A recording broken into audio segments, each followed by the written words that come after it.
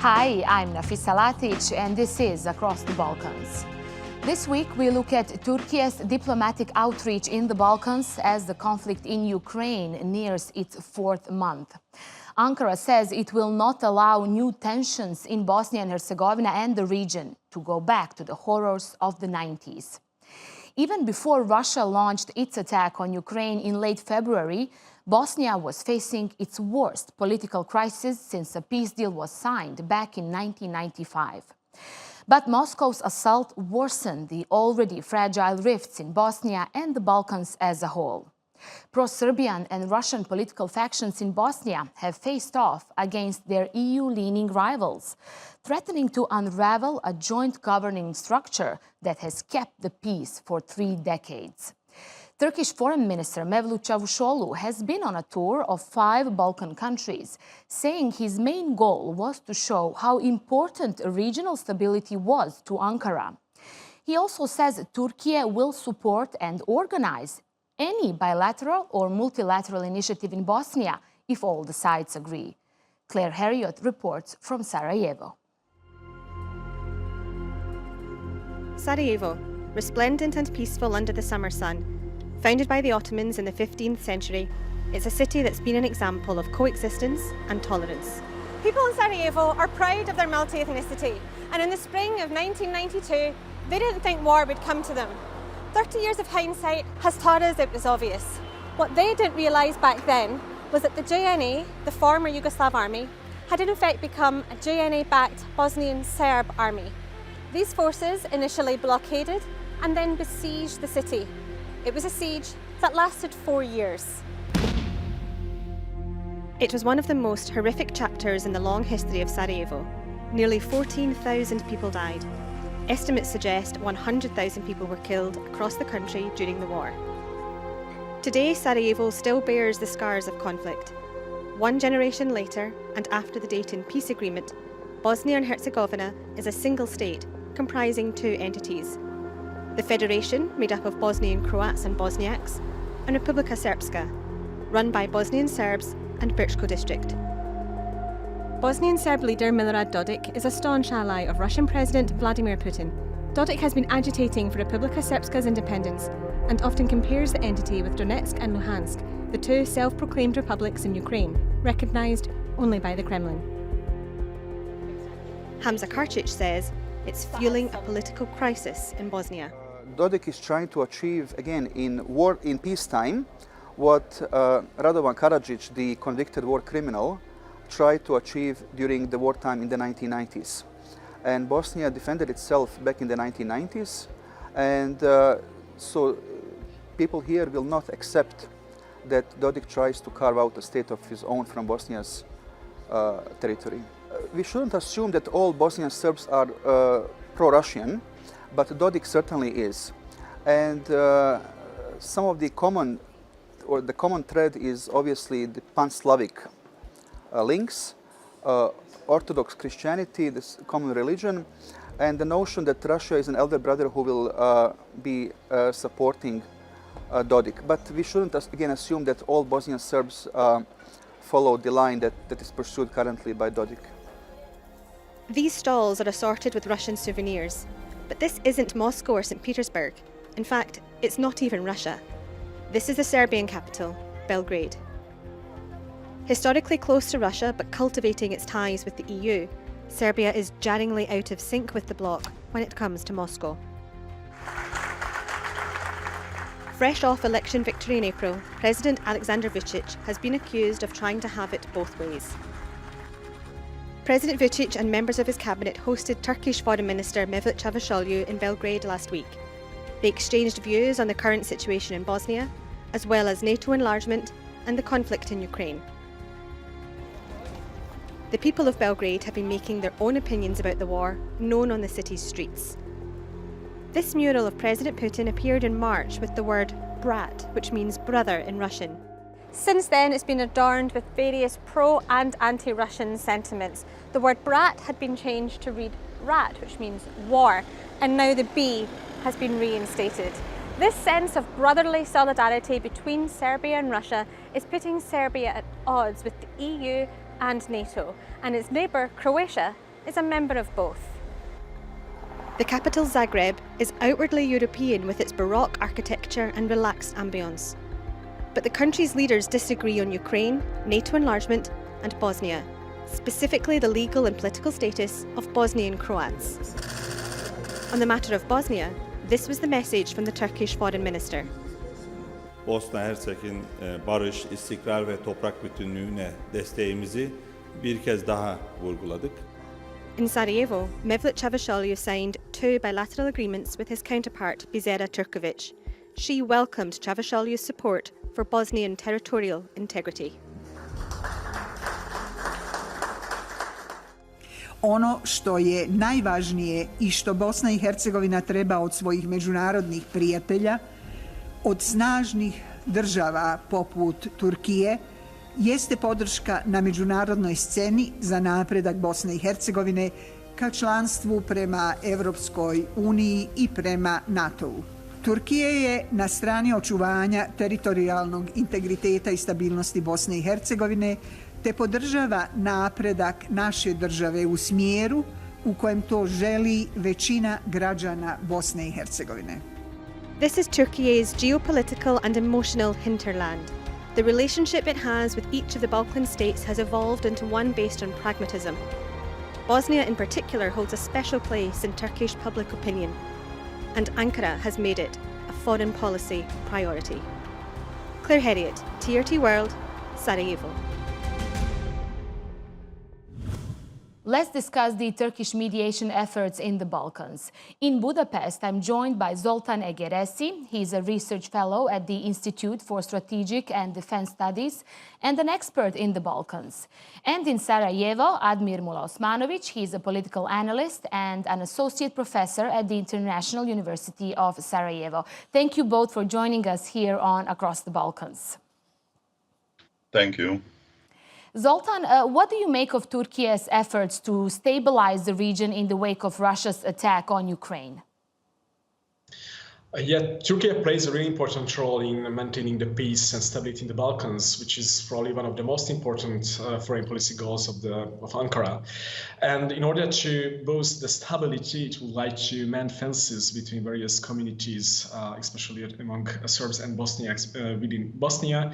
And in order to cement and boost the stability, it also created, even years ago, a tripartite mechanism in order to mediate between the various members, and not just within the Bosnia and Herzegovina, but in order to have a bigger impact in keeping the peace and stability. It also invited other important actors from the Western Balkans, like Serbia, and also it covers Croatia with a different mechanism. And Turkey does everything in order to bring together the political leaders of these countries, Bosnia and Herzegovina, Serbia, and recently Croatia, in order to push the different actors, especially from the Serbian side, to keep the country together and minimize the internal tensions, which makes Bosnia one of the most, let's say, hotspots within the Western Balkans. So from this respect, Turkey is one of the most important mediator actor in the region. Right, and a lot of tensions in Bosnia recently. So let's go to Sarajevo. Admir, Cavusoglu said Ankara supports any bilateral or multilateral initiative if all the sides in Bosnia agree. What do you think Ankara sees as a solution for the current political crisis in Bosnia? I think that approach by Ankara is very logical and very rational. It is derivated from their well-known situation in whole Western Balkans, but especially in Bosnia and Herzegovina. We know about our historic ties. We know about Turkish involvement in last 15 to 20 years in whole Balkans and, of course, in Bosnia and Herzegovina. And their deep understanding about our society here in Bosnia and Herzegovina and political tensions, what is most important. We know that Milorad Dodik paid a visit to Ankara last week, and this provoked one big debate here in Sarajevo, in all over Bosnia and Herzegovina, because he was warm welcomed there. I believe that visit by Minister Cavusoglu definitely was necessary to give his own view about Dodik's visit and how Ankara sees the situation and how Ankara think that situation in Bosnia can be brought to some kind of the peace and tranquility. So I really believe that that kind of the emphasis on agreement by all sides in Bosnia and Herzegovina and in the Western Balkans in something that at the end we all need. We know that Bosnia and Herzegovina has to find solution on that ethnic level to balance political situation here between Bosniaks, Serbs and Croats. And Turkiye is, if you want me to be very clear about it, is probably the most involved state in that matter, because I repeat myself again of the historical ties and understanding of the Bosnian culture and the Bosnian society. Yes, and it was mentioned a couple of times during this visit too that for Turkey, Bosnia remains a top priority. Let's listen in together what the Foreign Minister Cavusoglu had to say during his visit to the Balkans. We have seen tensions rise in the region. As Turkey, we have repeatedly said that we will not allow this region to return to the dark days of the 90s. For this, we will do all kinds of work. As a country that has good relations with all countries in the region and can talk to everyone, we will continue our efforts in this direction. Zoltan, does this summarize Turkey's approach to the Balkans in some way, speaking to all sides? Is this something similar we have been seeing in Ukraine, where Turkey is also speaking to both sides? Let's say it's the case because Turkey managed to create really good relation with various Western Balkan countries.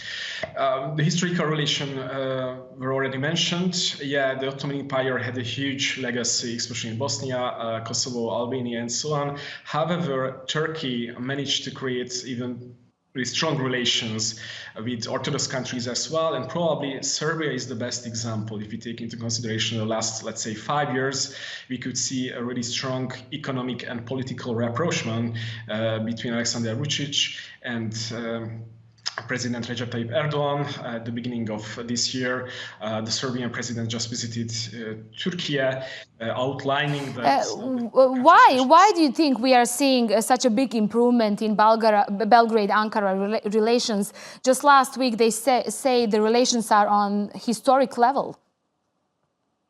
Yes, because let's say the two, beyond the, of course, historical difficulties or historical battles, which were, of course, let's say, opposite on the level of nation building during the previous centuries. Right now, we can see a pragmatic approachment between the two countries, which is based on the geostrategic, geopolitical needs of these countries.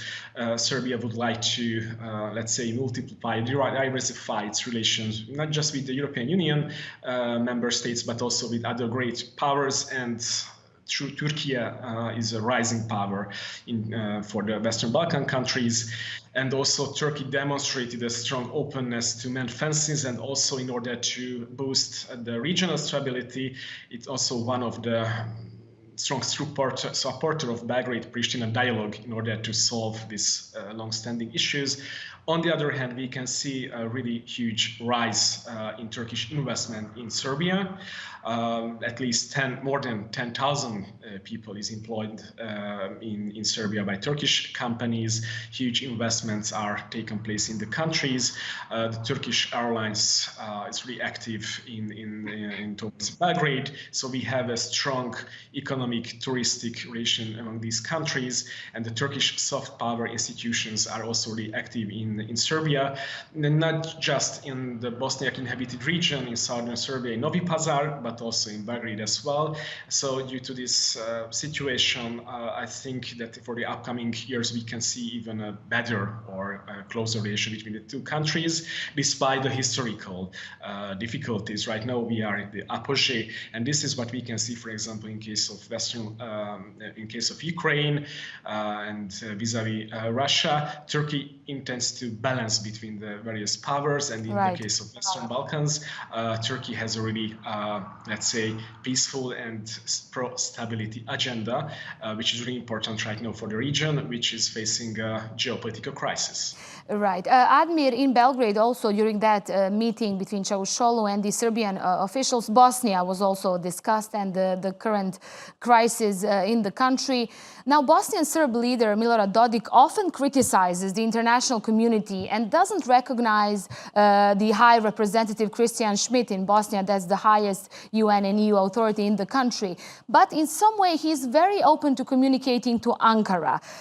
Why do you think he prefers to speaking to Ankara than to other international community representatives in the Balkans?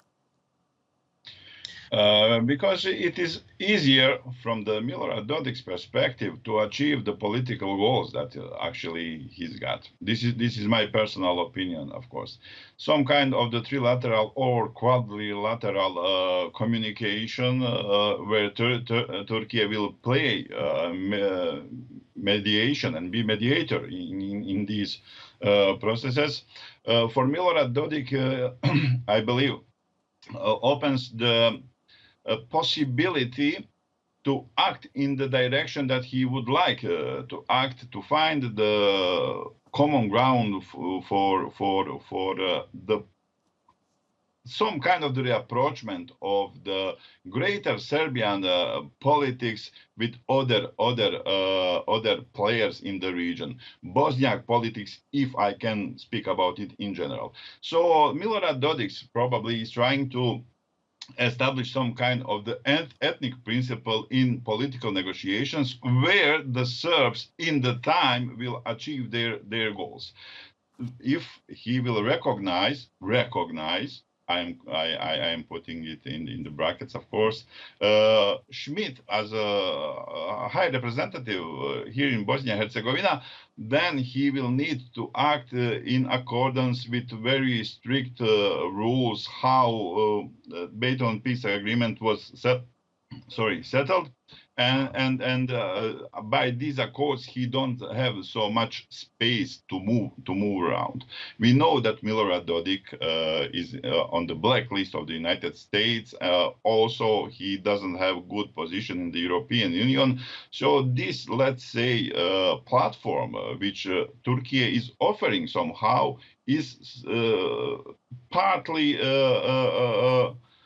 possibility for Milorad Dodik to continue with his political career as well. So I think this is his main purpose. But I would like just to underline that these processes and these gatherings and some kind of the mediation by the Turkey is good here in the Western Balkans. Zoltan said something from the geopolitical perspective. We will probably be some kind of the buffer zone again. In that sense, we need the friends who will help us to overcome these huge global geopolitical issues and tensions. Western Balkans needs friends right now, and from that perspective, I think that involvement of the Turkey is quite important. Of course, investments. Serbia is seen as a gate to the Europe for the Turkish diaspora. They need Serbia also in that sense to have good relations between these two yes, countries. And let me mention lot of other things. Yes, let me mention here one important project that is being financed by Turkey, that is the Sarajevo-Belgrade highway. Zoltan, how significant are these infrastructural projects for the future of the region? Of course, this infrastructure project will connect these countries and these capitals and will boost the relation, not just among various companies, because of course infrastructural project has a spillover effect across regions in order to boost economic relation and growth, but also people-to-people connection. It will make much easier to travel between this capital and again reconnect this region, which was disrupted by the Yugoslav wars at the first half of the 90s. And right now we can see a slow, let's say, reconnection among the Western Balkan countries, which is their goal and their interest as well. And this kind of stability is also welcomed and supported by Türkiye, which is really important for Turkey, because in Ankara, the political leadership knows well that anything happens in the Western Balkans in security terms will have a kind of effect in Turkey. And also Turkey has a huge Balkan-related diaspora from Bosnia, Novi Pazar, Sanjak, Serbia, and Montenegro, Kosovo, Albania, and Turks from this region as well. So millions of people have some kind of Balkan background, and they, let's say, have a look on the region. So it's an internal need to keep an eye in the region and boost the economic cooperation and infrastructural project, not just between Sarajevo and Belgrade, but also in the Novi Pazar, and also elsewhere. On the other hand, beyond this kind of infrastructure project, the Turkish, let's say, soft power institutions like the TİKA, Yunus Emre, and Marif Vakfi are also really active in these countries in order to reconstruct, from one hand, the historical heritage of these countries, but also in the level of education. And I have 2 minutes left. I do have a question for both of you, 1 minute each. What did we learn in the wake of the war in Ukraine about Turkey's relations with the Balkans, and what can we see in the upcoming months and weeks when it comes to these relations? Admir, go ahead. I'll give the floor first to you. It is really a turning point, I believe, the war and aggression, Russian aggression in Ukraine, what will definitely bring some new reality to all of us. Turkey has deep concerns about war in Ukraine. Turkey has deep concerns about the Finland and Sweden joinement to NATO. And Turkey has deep concerns about Eastern Mediterranean and these negotiations between the European Union and Israel about export of gas from that part of the world to European countries. It means that Turkish position is definitely very, very hard, and that Turkey is balancing, but it will not be able to balance for a long period of time. So I believe that Turkey will need strategically to define some of their priorities when it comes to the NATO, when it comes to the relation with Russia and the United States of America. These questions are very tough, but Turkey will need to clarify it. And we see these days that actually we have very strong discussion about Turkish membership in NATO as well. Zoltan, go ahead. I'll give 1 minute to you too. Okay, just to add, I totally agree with Admir, but concerning the Balkans, Turkey, as the recent visits demonstrated, will increase its support for these countries to join the NATO and also in the EU. Of course, it's a different story, but especially in terms of security, Turkey will put more emphasis on the region. And on the long run, Turkey will also increase its relation and mediation efforts with the region. If we just look at the Serbian relation, probably the tripartite mechanism will have a new round between Bosnia, political leadership, Serbia, Turkey, and so on. So Turkey will keep its relevance to the Balkans in the upcoming months and years as well, in order to minimize any kind of negative spillover possibility in the region. Lots of challenges ahead. Thank you both for joining me on this episode of Across the Balkans. And thanks for watching this episode of the show. We'll leave you with images of ethnic Turks living in the Balkans who got together to welcome Turkey's foreign minister during his visit. See you next time. Bye-bye for now.